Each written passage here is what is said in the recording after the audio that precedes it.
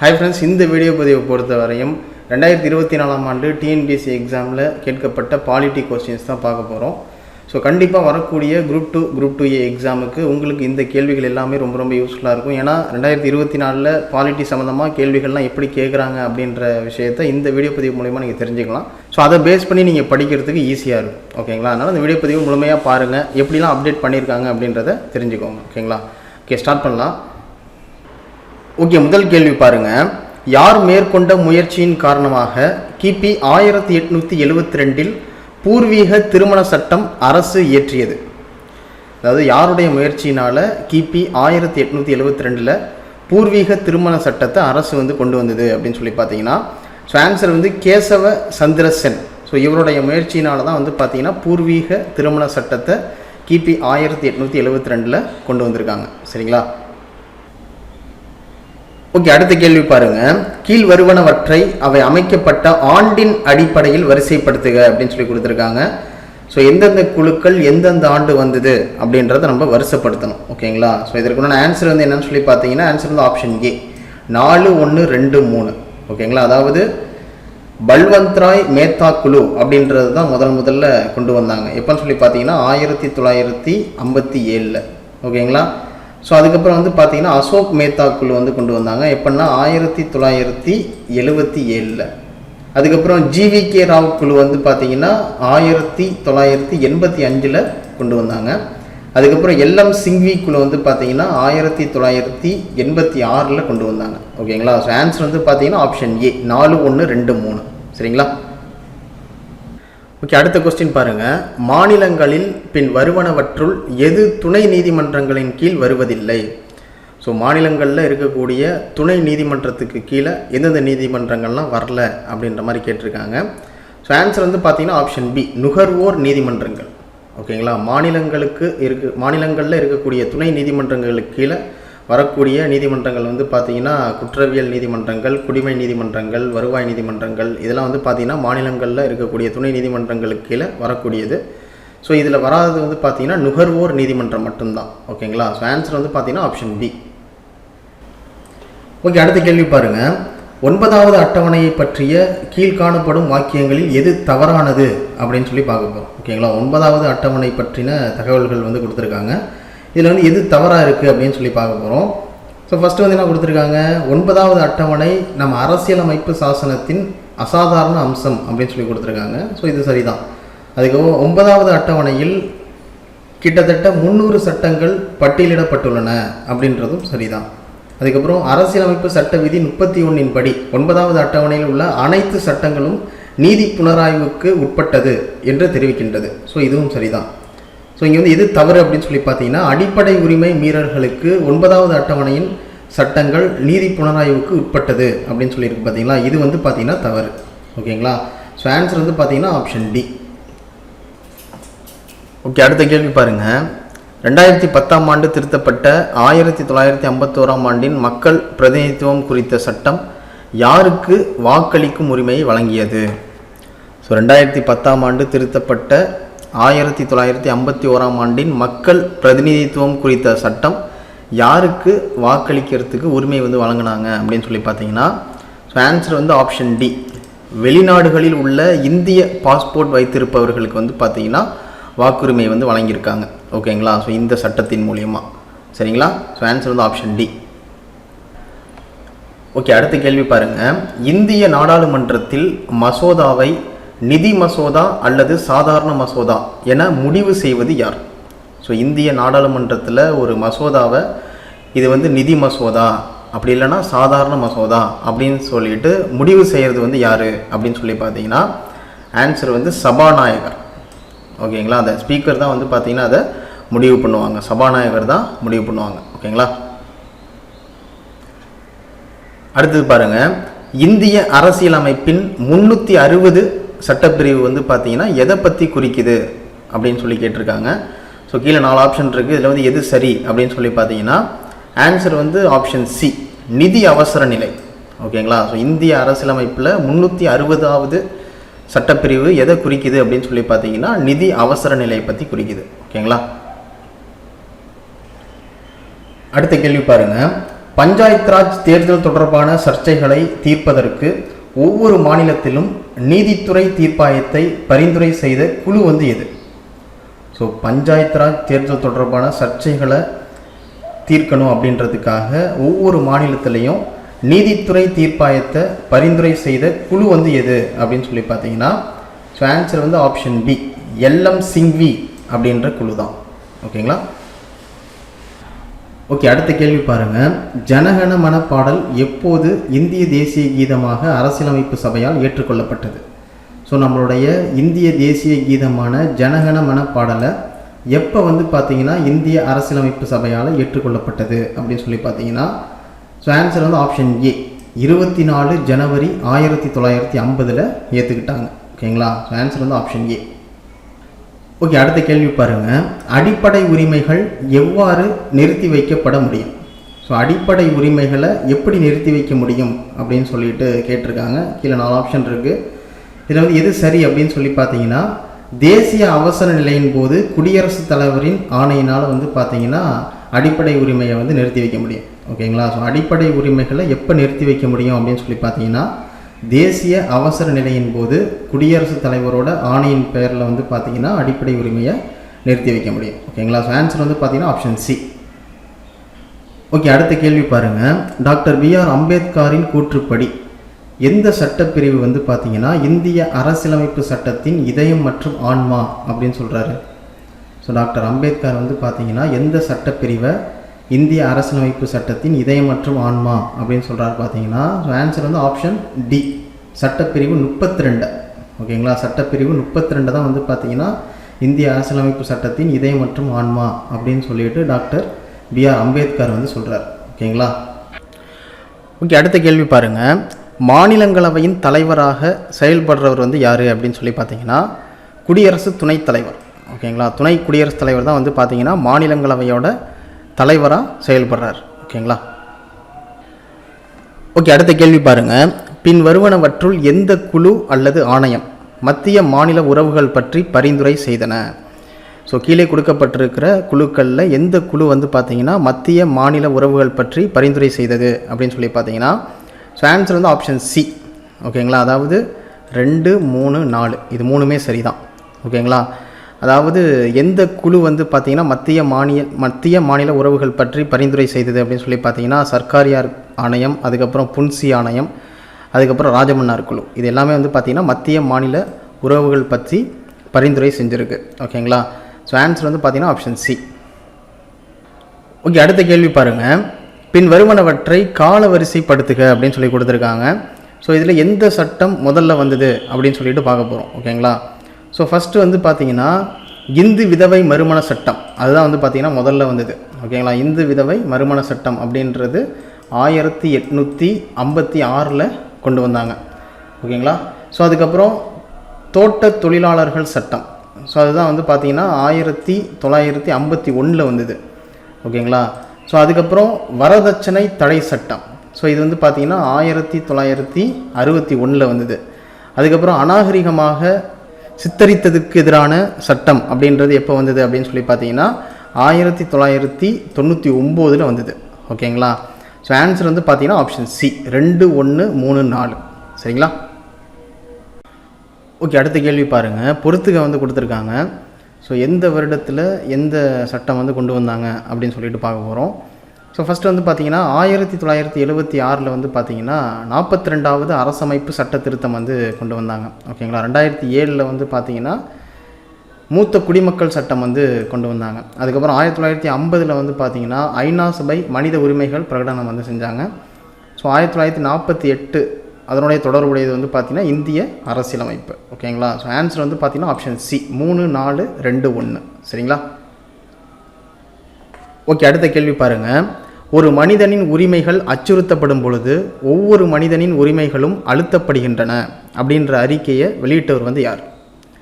So ஒரு மனிதனோட உரிமைகள் அச்சுறுத்தப்படும் பொழுது ஒவ்வொரு மனிதனின் உரிமைகளும் அழுத்தப்படுகின்றன அப்படின்ற அறிக்கையை வெளியிட்டவர் வந்து யாருன்னு சொல்லி பார்த்தீங்கன்னா ஜான் கென்னடி. ஓகேங்களா? ஆன்சர் வந்து பார்த்தீங்கன்னா ஆப்ஷன் டி. ஓகே, அடுத்த கேள்வி பாருங்கள். கல்விக்கான உரிமையானது எந்த வயதினை சேர்ந்த அனைத்து குழந்தைகளுக்கும் இலவச மற்றும் கட்டாய கல்வியை வழங்குகிறது. ஸோ கல்விக்கான உரிமை அப்படின்றது எந்த வயதினை சேர்ந்த அனைத்து குழந்தைகளுக்கும் இலவசம் மற்றும் கட்டாய கல்வியை வழங்குகிறது அப்படின்னு சொல்லி பார்த்தீங்கன்னா, ஸோ ஆன்சர் வந்து ஆப்ஷன் சி. 6 முதல் 14 வயது வரை இருக்கக்கூடிய குழந்தைகளுக்கு இலவச மற்றும் கட்டாய கல்வியை வழங்குது. ஸோ கல்விக்கான உரிமை வந்து பார்த்திங்கன்னா வழங்குது. ஓகேங்களா. ஸோ ஆன்சர் வந்து பார்த்திங்கன்னா ஆப்ஷன் சி. ஓகே, அடுத்த கேள்வி பாருங்கள். சரியான கூற்றை தேர்வு செய்க அப்படின்னு சொல்லி கொடுத்துருக்காங்க. ஸோ இதில் வந்து ஆன்சர் வந்து என்ன அப்படின்னு சொல்லி பார்த்தீங்கன்னா, ஆன்சர் வந்து ஆப்ஷன் பி. 3, 4 மட்டும்தான் சரி. ஓகேங்களா. ஸோ ஃபஸ்ட்டு வந்து என்ன கொடுத்துருக்காங்க, மாநிலங்களவை உறுப்பினர் ஆவதற்கு 30 வயதிற்கு குறைவாக இருத்தல் வேண்டும் அப்படின்னு சொல்லி கொடுத்துருக்காங்க. இது வந்து பார்த்திங்கன்னா தவறு. ஸோ மாநிலங்களவை உறுப்பினர் ஆவதற்கு 30 வயது இல்லைனா 30 வயதுக்கு மேற்பட்ட நபராக இருக்கணும். ஓகேங்களா. இங்கே வந்து 30 வயதுக்கு குறைவாக இருத்தல் அப்படின்னு சொல்லி கொடுத்துருக்காங்க. அதனால் இது வந்து பார்த்திங்கன்னா தவறு. அதுக்கப்புறம் மாநிலங்களவை உறுப்பினர் நேரடியாக மக்களால் தேர்ந்தெடுக்கப்படுகின்றனர் அப்படின்னு சொல்லியிருக்கு. ஸோ இது வந்து பார்த்திங்கன்னா தவறு. ஸோ மாநிலங்களவை உறுப்பினர்கள் வந்து பார்த்திங்கன்னா பாராளுமன்ற உறுப்பினர்களால் தேர்ந்தெடுக்கப்படுறாங்க. ஓகேங்களா. ஸோ இங்கே வந்து மக்களால் அப்படின்னு சொல்லியிருக்கு. அதனால் இது வந்து பார்த்திங்கன்னா தவறு. ஓகேங்களா. ஸோ அதுக்கப்புறம் இலக்கியம், அறிவியல், கலை, சமூக சேவை ஆகிய துறைகளின் சிறந்த அறிவு மற்றும் அனுபவம் பெற்ற 12 நபர்களை மாநிலங்களவைக்கு குடியரசுத் தலைவர் வந்து நியமனம் செய்கிறார். ஓகேங்களா. ஸோ இது வந்து பார்த்திங்கன்னா சரியானது. அதுக்கப்புறம் மாநிலங்களவையின் மொத்த உறுப்பினர்களின் எண்ணிக்கை வந்து பார்த்திங்கன்னா 250. ஸோ இதுவும் வந்து பார்த்திங்கன்னா சரி. ஸோ ஆன்சர் வந்து பார்த்திங்கன்னா 3, 4 மட்டும் சரி. ஓகேங்களா. ஓகே, அடுத்த கேள்வி பாருங்கள். ஸோ சட்டப்பிரிவுகள் வந்து கொடுத்துருக்காங்க, அதற்குண்டான விளக்கம் வந்து கொடுத்துருக்காங்க. ஓகேங்களா. இதில் வந்து எது சரி அப்படின்னு சொல்லி பார்க்க போகிறோம். ஸோ இங்கே வந்து ஆன்சர் வந்து எது அப்படின்னு சொல்லி பார்த்தீங்கன்னா, ஆன்சர் வந்து ஆப்ஷன் சி. 1, 2, 3, 4. ஸோ அந்த வரிசைப்படியே சரியாக இருக்குது. ஓகேங்களா. ஸோ சட்டப்பிரிவு 15 வந்து என்ன சொல்லுது அப்படின்னு சொல்லி பார்த்தீங்கன்னா, சமயம், இனம், சாதி, பாலினம் அல்லது பிறப்பிடம் ஆகியவற்றின் அடிப்படையில் பாகுபடுத்துவதை தடை செய்கிறது. எந்த சட்டப்பிரிவு? சட்டப்பிரிவு 15. அதுக்கப்புறம் சட்டப்பிரிவு 16 வந்து பார்த்திங்கன்னா, பொது வேலைவாய்ப்பில் சமமான வாய்ப்பளித்தல் வந்து பார்த்திங்கன்னா சட்டப்பிரிவு 16. அதுக்கப்புறம் சட்டப்பிரிவு 26 வந்து பார்த்திங்கன்னா, சமய விவகாரங்களை நிர்வகிக்கும் சுதந்திரம் வந்து பார்த்திங்கன்னா சட்டப்பிரிவு 26 வந்து கொடுக்குது. அதுக்கப்புறம் சட்டப்பிரிவு 29(2) வந்து பார்த்திங்கன்னா, அரசு உதவி பெறும் கல்வி நிறுவனங்களில் பாகுபாடு காட்ட தடை செய்யப்பட்டுள்ளது. ஓகேங்களா. ஸோ எந்த சட்டப்பிரிவின் படி? சட்டப்பிரிவு 29(2) படி. ஓகேங்களா. ஸோ எல்லாமே சரிதான். ஸோ ஆன்சர் வந்து பார்த்திங்கன்னா ஆப்ஷன் சி. 1, 2, 3, 4. ஓகேங்களா. ஓகே, அடுத்த கேள்வி பாருங்கள். இந்திய அரசியலமைப்பின் எந்த பிரிவின் கீழ் அரசு நிதி உதவி பெறும் எந்த நிறுவனத்திலும் சமய கல்வியை வழங்குவது தடை செய்யப்பட்டுள்ளது? அதாவது இந்திய அரசியலமைப்போட எந்த பிரிவின் கீழே அரசு நிதியுதவி பெறும் எந்த நிறுவனத்திலும் சமய கல்வியை வழங்குறது தடை செய்யப்பட்டிருக்கு அப்படின்னு சொல்லி பார்த்தீங்கன்னா, எந்த பிரிவின் கீழே அப்படின்னு சொல்லி பார்த்தோம்னா ஆன்சர் வந்து 28வது பிரிவின் கீழே. ஓகேங்களா. ஸோ ஆன்சர் வந்து பார்த்தீங்கன்னா ஆப்ஷன் பி. ஓகே, அடுத்த கேள்வி பாருங்கள். கீழ்கண்டவற்றில் எது கவர்னரின் அதிகாரம் இல்லை அப்படின்றத பார்க்க போகிறோம். ஓகேங்களா. கவர்னருக்கு எந்தெந்த இதில் அதிகாரம் இல்லை அப்படின்றத பார்க்க போகிறோம். ஸோ இங்கே ஆன்சர் வந்து பார்த்திங்கன்னா ஆப்ஷன் ஏ. ஓகேங்களா. அதாவது கவர்னருக்கு வந்து பார்த்திங்கன்னா மாநில அரசு தலைமை வழக்கறிஞரை நியமிக்கும் அதிகாரம் வந்து பார்த்திங்கன்னா கவர்னருக்கு இருக்குது. சட்டசபைகளை கலைக்கும் அதிகாரம் வந்து பார்த்திங்கன்னா கவர்னருக்கு இருக்குது. மாநிலத்திற்குள் தடைகளை மறுபரிசீலனை செய்யும் அதிகாரம் வந்து பார்த்திங்கன்னா கவர்னருக்கு இருக்குது. ஓகேங்களா. ராஜதந்திரம் மற்றும் இராணுவ அதிகாரங்கள் வந்து பார்த்திங்கன்னா கவர்னருக்கு கிடையாது. ஓகேங்களா. ஸோ ஆன்சர் வந்து பார்த்திங்கன்னா ஆப்ஷன் ஏ. ஓகே, அடுத்த கேள்வி பாருங்கள். இந்திய அரசியலமைப்பின் எந்த பகுதி குடியுரிமை பற்றி கூறுகிறது? ஸோ இந்திய அரசியலமைப்போட எந்த பகுதி வந்து பார்த்திங்கன்னா குடியுரிமை பற்றி சொல்லுது அப்படின்னு சொல்லி பார்த்தீங்கன்னா பகுதி 2. ஓகேங்களா. பகுதி 2 தான் வந்து பார்த்திங்கன்னா இந்திய அரசியலமைப்பில் குடியுரிமையை பற்றி சொல்லக்கூடியது. ஓகேங்களா. ஓகே, அடுத்த கேள்வி பாருங்கள். விரைவு நீதிமன்றங்கள் யாருடைய பரிந்துரையின் பெயரில் ஏற்படுத்தப்பட்டிருக்கிறது? ஸோ விரைவு நீதிமன்றங்கள் அப்படின்றது யாருடைய பரிந்துரையின் பெயரில் ஏற்படுத்தப்பட்டிருக்கு அப்படின்னு சொல்லி பார்த்தீங்கன்னா, ஸோ ஆன்சர் வந்து ஆப்ஷன் ஏ. 11வது நிதி ஆணையம். ஓகேங்களா. 11வது நிதி ஆணையத்தின் மூலயமா தான் அதனுடைய பரிந்துரையின் பேரில் தான் வந்து பார்த்திங்கன்னா விரைவு நீதிமன்றங்களை வந்து ஏற்படுத்தியிருக்காங்க. ஓகேங்களா. ஸோ ஆன்சர் வந்து ஆப்ஷன் ஏ. அடுத்த கேள்வி பாருங்கள். 1953ஆம் ஆண்டின் மாநில மறுசீரமைப்பு ஆணையத்தின் தலைவராக இருந்தவர் வந்து யார்? 1953ஆம் ஆண்டின் மாநில மறுசீரமைப்பு ஆணையத்தோட தலைவராக இருந்தவர் வந்து யார் அப்படின்னு சொல்லி பார்த்தீங்கன்னா, ஸோ ஆன்சர் வந்து ஃபசல் அலி அப்படின்றவர் தான். சரிங்களா. ஓகே, அடுத்த கேள்வி பாருங்கள். ஸோ பொறுத்துக்கு வந்து கொடுத்துருக்காங்க. பட்டியல் 1ல் அரசியல் சாசன விதிகள் வந்து கொடுத்துருக்காங்க. அதுக்கப்புறம் ரைட் சைடில் வந்து பார்த்தீங்கன்னா ஆளுநர் சார்ந்த பதில்கள் வந்து கொடுத்துருக்காங்க. ஓகேங்களா, எதோட எது சரியாக பொருந்திருக்கு அப்படின்னு சொல்லிட்டு பார்க்க போகிறோம். ஸோ இங்கே வந்து ஆன்சர் வந்து பார்த்தீங்கன்னா ஆப்ஷன் ஏ 3, 4, 1, 2. ஓகேங்களா. ஸோ ஃபஸ்ட்டு வந்து பார்த்தீங்கன்னா விதி 156 வந்து என்ன சொல்லுது அப்படின்னு சொல்லி பார்த்தீங்கன்னா ஆளுநரின் பதவி காலத்தை பற்றி சொல்லுது. ஓகேங்களா. அதுக்கப்புறம் விதி 165 வந்து என்ன சொல்லுதுன்னா ஆளுநரின் அட்வொகேட் ஜெனரல் நியமிக்கும் அதிகாரத்தை பற்றி சொல்லுது. ஓகேங்களா. ஸோ அதுக்கப்புறம் சட்டப்பிரிவு 200 வந்து என்ன சொல்லுது அப்படின்னு சொல்லி பார்த்தீங்கன்னா ஆளுநர் மசோதாவுக்கு ஒப்புதல் அளிக்கக்கூடியதை வந்து பார்த்தீங்கன்னா சட்டப்பிரிவு 200 வந்து சொல்லுது. அதுக்கப்புறம் சட்டப்பிரிவு 155 வந்து பார்த்தீங்கன்னா ஆளுநரை நியமிக்கும் அதிகாரத்தை பற்றி சொல்லுது. ஓகேங்களா. ஸோ ஆன்சர் வந்து பார்த்தீங்கன்னா ஆப்ஷன் ஏ 3, 4, 1, 2. சரிங்களா. அடுத்த கேள்வி பாருங்கள். இந்திய அரசியலமைப்பில் பண மசோதா அப்படின்ற சொல் வந்து பார்த்தீங்கன்னா எந்த விதியின் கீழே வரையறுக்கப்பட்டிருக்கு? ஸோ இந்திய அரசியலமைப்பில் பண மசோதா அப்படின்ற சொல் வந்து பார்த்தீங்கன்னா எந்த விதியின் கீழே வரையறுக்கப்பட்டிருக்கு அப்படின்னு சொல்லி பார்த்தீங்கன்னா ஸோ ஆர்டிக்கல் 110 கீழே. ஓகேங்களா. ஸோ விதி 110 கீழே வந்து பார்த்தீங்கன்னா இந்திய அரசியலமைப்பில் பண மசோதா அப்படின்ற சொல் வந்து பார்த்தீங்கன்னா வரையறுக்கப்பட்டிருக்கு. ஓகேங்களா. ஓகே, அடுத்த கொஸ்டின் பாருங்கள். இந்திய அரசியலமைப்பு சட்டத்தில் அடிப்படை கடமைகள் என்னும் தலைப்பில் கீழான சரத்துகள் எந்த திருத்தங்களின்படி சேர்க்கப்பட்டுள்ளது அப்படின்னு சொல்லி பார்த்தீங்கன்னா ஸோ இங்கே ஆன்சர் வந்து பார்த்தீங்கன்னா ஆப்ஷன் 1 மற்றும் 4 மட்டும் சரி. ஓகேங்களா. அதாவது இந்திய அரசியலமைப்பு சட்டத்தில் அடிப்படை கடமைகள் என்னும் தலைப்பின் கீழான சரத்துகள் வந்து எந்த திருத்தங்களின்படி சேர்க்கப்பட்டுள்ளது அப்படின்னு சொல்லி பார்த்தீங்கன்னா 42வது சட்ட திருத்தத்தின் மூலியமாகவும் அதே மாதிரி 86வது சட்ட திருத்தத்தின் மூலியமாகவும் சேர்க்கப்பட்டிருக்கு. ஓகேங்களா. ஸோ ஆன்சர் வந்து பார்த்தீங்கன்னா ஆப்ஷன் டி 1 மற்றும் 4 சரி. ஓகேங்களா. ஓகே, அடுத்த கேள்வி பாருங்கள்.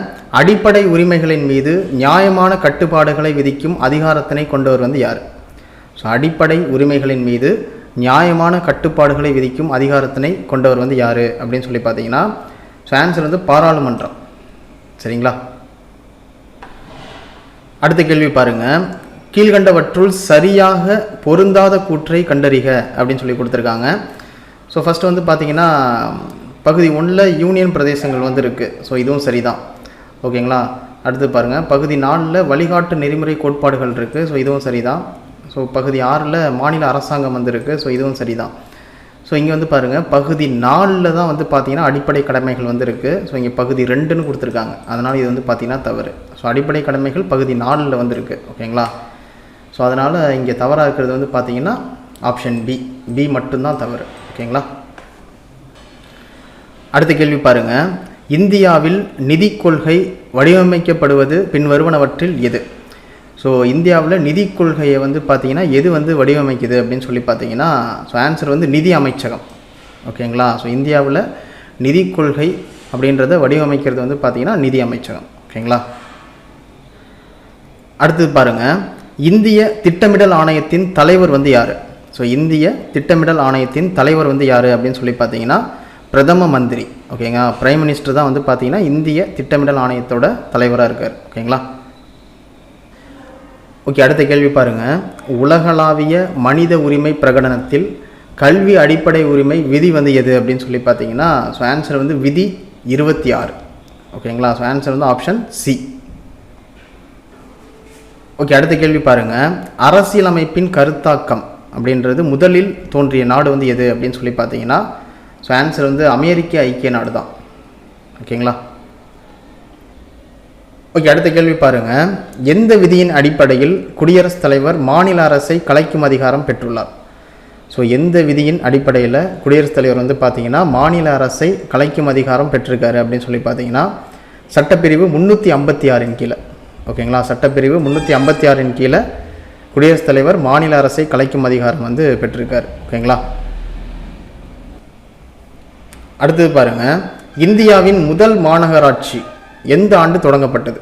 ஸோ இந்தியாவோட முதல் மாநகராட்சி வந்து பார்த்திங்கன்னா இப்போ இருக்கக்கூடிய சென்னை தான். ஓகேங்களா. ஸோ இது எந்த ஆண்டு தொடங்கப்பட்டது அப்படின்னு சொல்லி பார்த்தீங்கன்னா ஸோ ஆன்சர் வந்து 1688. சரிங்களா. அடுத்த கேள்வி பாருங்கள். எந்த நாட்டில் இரு கட்சி ஆட்சி முறை நடைமுறையில் உள்ளது? ஸோ எந்த நாட்டில் இரு கட்சி ஆட்சி முறை இன்னும் நடைமுறையில் இருக்குது அப்படின்னு சொல்லி பார்த்தீங்கன்னா ஸோ ஆன்சர் வந்து பார்த்தீங்கன்னா இங்கிலாந்து. சரிங்களா. அடுத்த கேள்வி பாருங்கள், பண்டங்கள் மற்றும் பணிகள் வரி இந்திய பாராளுமன்றத்தில் எந்த ஆண்டு நிறைவேற்றப்பட்டது? ஸோ ஜிஎஸ்டி ஓகேங்களா. பண்டங்கள் மற்றும் பணிகள் வரி இந்திய பாராளுமன்றத்தில் எந்த ஆண்டு நிறைவேற்றப்பட்டது அப்படின்னு சொல்லி பார்த்தீங்கன்னா, ஸோ ஆன்சர் வந்து ஆப்ஷன் சி ஓகேங்களா. ஸோ 29 மார்ச் 2017 கொண்டு வந்தாங்க. சரிங்களா. ஓகே, அடுத்த கேள்வி பாருங்கள், 14 வயதுக்கு உட்பட்ட குழந்தைகளை சுரங்கங்களில், தொழிற்சாலைகளில் அல்லது பிற வேலைகளுக்கு அமர்த்துவது சட்டத்திற்கு எதிரானது. இது மனித உரிமைகளின் எந்த வகையில் வருகிறது அப்படின்னு சொல்லி கேட்டிருக்காங்க. அதாவது 14 வயதுக்கு உட்பட்ட குழந்தைகளை சுரங்கங்களில், அதுக்கப்புறம் தொழிற்சாலைகளில், அப்படி இல்லைனா பிற வேலைகளில் அமர்த்துவது சட்டப்படி குற்றம், சட்டத்துக்கு எதிரானது. ஸோ இது வந்து மனித உரிமைகளில் எந்த வகையில் வருது அப்படின்னு சொல்லி பார்த்தீங்கன்னா, ஸோ ஆன்சர் வந்து பார்த்தீங்கன்னா ஆப்ஷன் சி, சுரண்டலுக்கு எதிரான உரிமையில் வருது. சரிங்களா. அடுத்த கேள்வி பாருங்கள், மயில் இந்தியாவின் தேசிய பறவையாக அறிவிக்கப்பட்ட ஆண்டு வந்து எப்போன்னு சொல்லுங்கள். ஸோ மயில் இந்தியாவோட தேசிய பறவையாக எந்த ஆண்டு அறிவித்தாங்க அப்படின்னு சொல்லி பார்த்தீங்கன்னா, ஸோ ஆன்சர் வந்து 1963. சரிங்களா. ஓகே ஃப்ரெண்ட்ஸ், இதோட இந்த வீடியோ பதிவு கம்ப்ளீட் ஆகுது. ஸோ நம்ம இதுவரையும் பார்த்தது 2024 ஆண்டு டிஎன்பிஎஸ்சி எக்ஸாமில் கேட்கப்பட்ட பாலிட்டி கொஸ்டின்ஸ் வந்து பார்த்தோம். ஸோ இந்த கொஸ்டினை பேஸ் பண்ணி வரக்கூடிய குரூப் 2 எக்ஸாமுக்கு நீங்கள் கோத்ரூ பண்ணுங்கள். ஸோ கண்டிப்பாக இந்த கொஸ்டின்ஸ் எல்லாமே வரக்கூடிய எக்ஸாமுக்கு உங்களுக்கு ரொம்ப ரொம்ப யூஸ்ஃபுல்லாக இருக்கும். ஸோ ஒரு தடவைக்கு 2 தடவை எப்படிலாம் கேள்விகள் கேட்டிருக்காங்க அப்படின்றத செக் பண்ணுங்கள். ஓகேங்களா. ஸோ இதே மாதிரி அடுத்தடுத்த வீடியோ பதிவில் வந்து பார்த்தீங்கன்னா ஹிஸ்ட்ரி, அதுக்கப்புறம் ஜியாகிரஃபி, சயின்ஸ் எல்லாமே வந்து பார்த்தீங்கன்னா 1 by 1 வீடியோ கொடுப்போம். ஸோ அதை ஃபாலோ பண்ணிக்கோங்க. ஓகேங்களா. Okay, thank you. துருவம் அகாடமிலேருந்து கார்த்திக்.